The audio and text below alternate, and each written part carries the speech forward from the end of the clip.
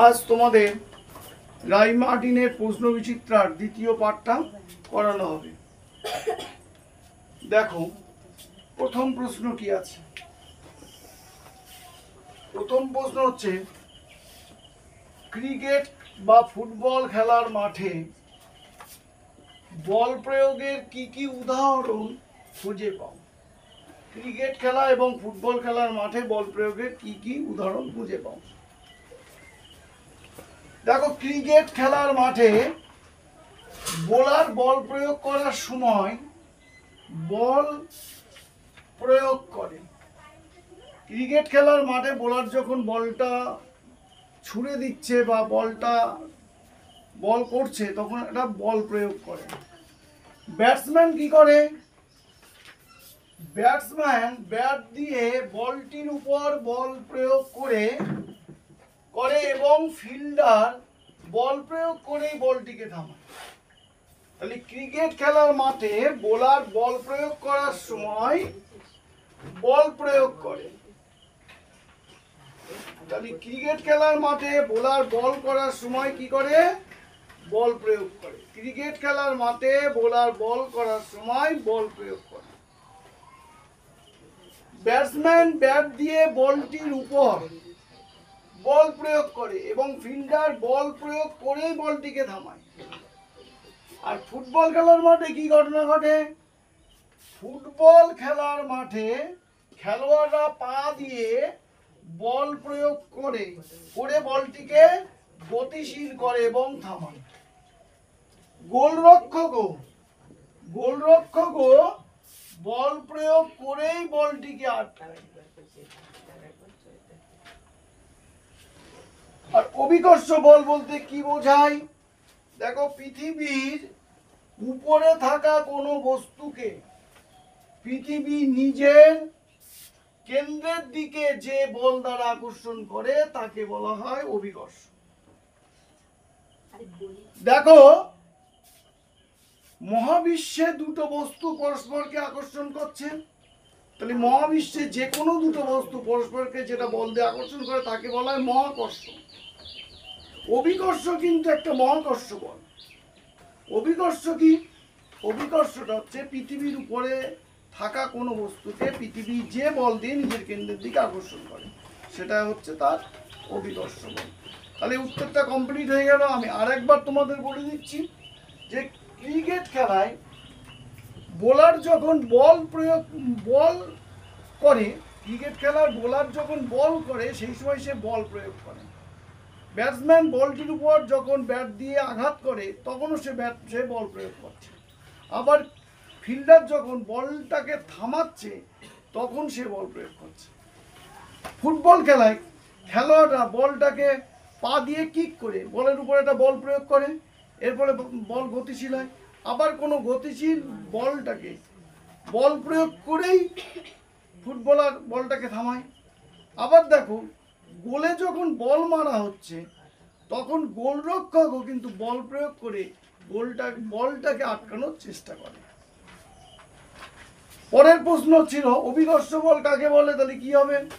পৃথিবীর উপরে থাকা কোনো বস্তুকে পৃথিবী যে বল দিয়ে নিজের কেন্দ্রের দিকে আকর্ষণ করে সেটা তার অভিকর্ষ বল।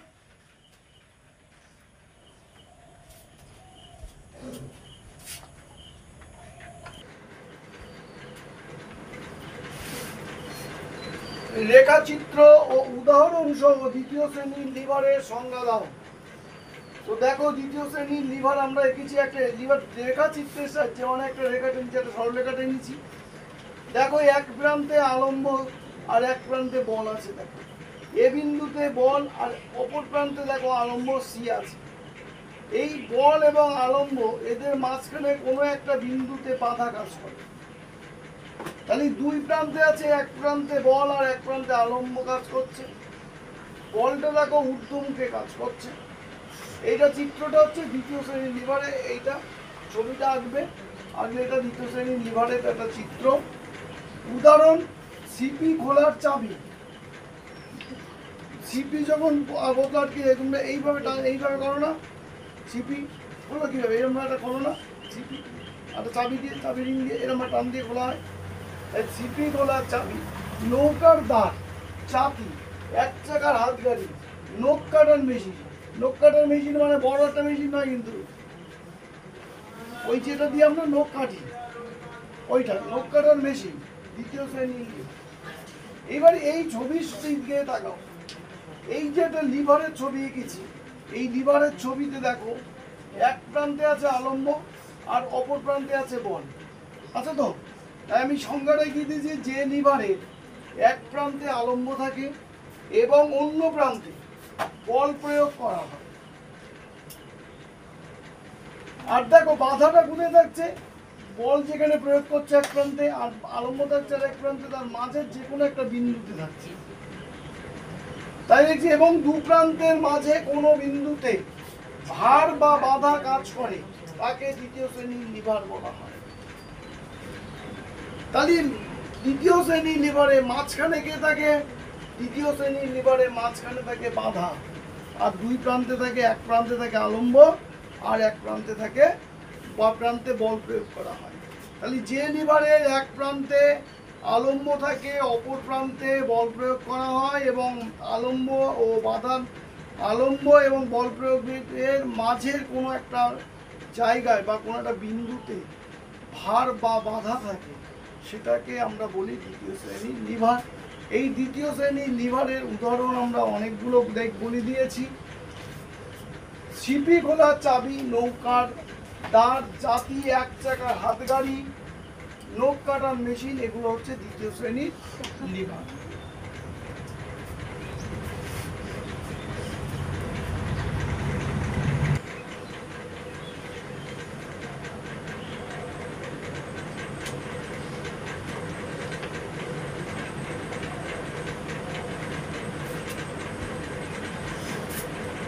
ভাইরাসকে জীব ও জড়ের মধ্যবর্তী পর্যায়ের বস্তু বলে কেন?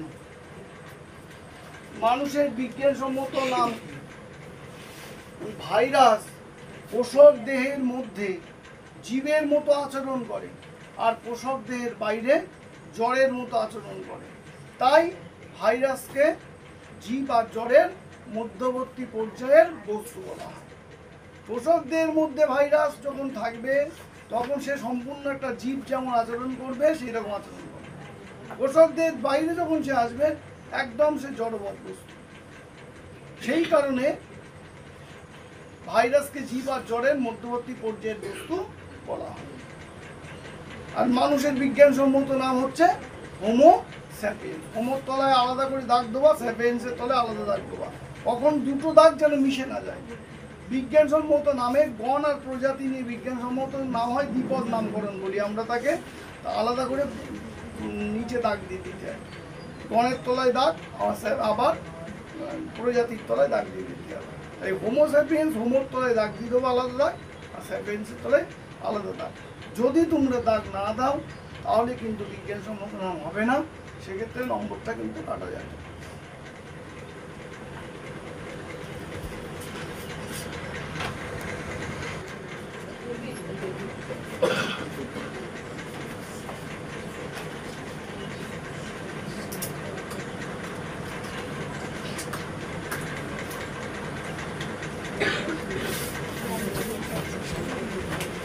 মা তেলাপিয়া কোথায় বাসা বানায় এবং মা তেলাপিয়া কিভাবে শিশু তেলাপিয়াকে শত্রুর হাত থেকে রক্ষা করে?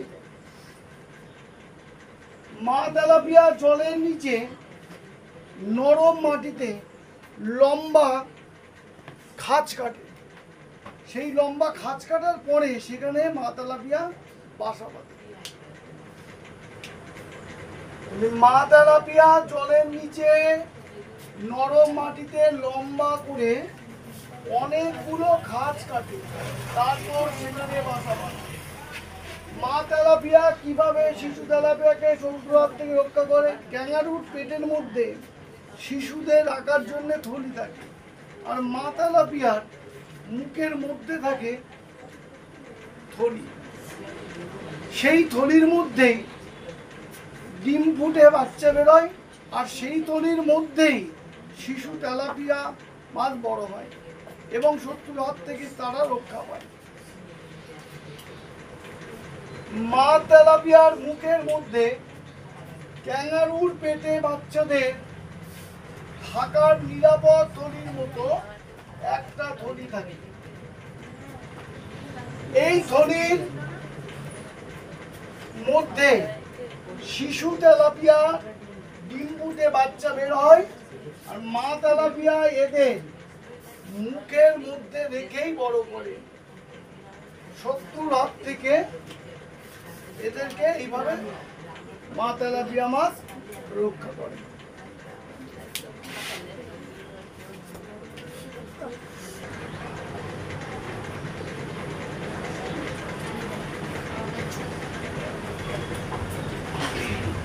ঘোরার পদ্ধতি, ঘোরার পদ্ধতি কাকে বলে? ঘোরার পদ্ধতির অন্তর্গত রিডিউস এবং রিসাইকেল বলতে কি বোঝো? ঘোরার পদ্ধতি কাকে বলে? ঘোরার পদ্ধতির অন্তর্গত রিডিউস এবং রিসাইকেল বলতে কি বোঝো? রিডিউস মানে হচ্ছে কমিয়ে দেওয়া। যে বর্জ্য পদার্থটা পরিবেশকে দূষিত করছিল সেই বর্জ্য পদার্থ ব্যবহার আমরা কম করবো বা করবোই না। আর রিসাইকেল মানে বর্জ্য পদার্থকে আমরা পুনরায় ব্যবহার করা, সেটা হচ্ছে রিসাইকেল। দেখো ঘোরার পদ্ধতি কি? বর্তমানে বর্জ্য পদার্থ নিয়ন্ত্রণের জন্য, কিসের জন্য? নিয়ন্ত্রণের জন্য চারটি ব্যবস্থা গ্রহণ করা হয়েছে। কটা ব্যবস্থা গ্রহণ করা হয়েছে? চারটি ব্যবস্থা গ্রহণ করা হয়েছে। একে ঘোরার পদ্ধতি বলা হয়। ঘোরার পদ্ধতি বলতে বোঝায় reduce, reuse, recycle and refuse. দেখো প্রত্যেকটায় আর দেওয়া আছে, আর দিয়ে শুরু, চারটে আর আছে, তাই এই পদ্ধতির নাম হচ্ছে ঘোরার পদ্ধতি। পরের প্রশ্ন হচ্ছে ঘোরার পদ্ধতির অন্তর্গত রিডিউস এবং রিসাইকেল বলতে কি বোঝো? তাহলে রিডিউস হচ্ছে যে সমস্ত বর্জ্য পদার্থ পরিবেশে জঞ্জাল বাড়ায় সেগুলির ব্যবহার কমিয়ে আনা, যেমন প্লাস্টিক ব্যাগ, থার্মোকল, প্লাস্টিক বোতল প্রভৃতি। রিসাইকেল কি? ফেলে দেওয়া বর্জ্য পদার্থ থেকে আবার নতুন জিনিস তৈরি করা, যেমন প্লাস্টিক খেলনা, প্লাস্টিকের ফুলদানি তৈরি করা, লোহা, তামা, অ্যালুমিনিয়াম প্রভৃতি যে ধাতুগুলো আছে সেই ধাতুগুলোকে গলিয়ে নতুন কিছু তৈরি করা। এখানে আমি দিয়েছি পুরনো লোহা গলিয়ে ধাতুর নতুন কিছু জিনিস তৈরি করা। এটা হচ্ছে রিসাইকেল।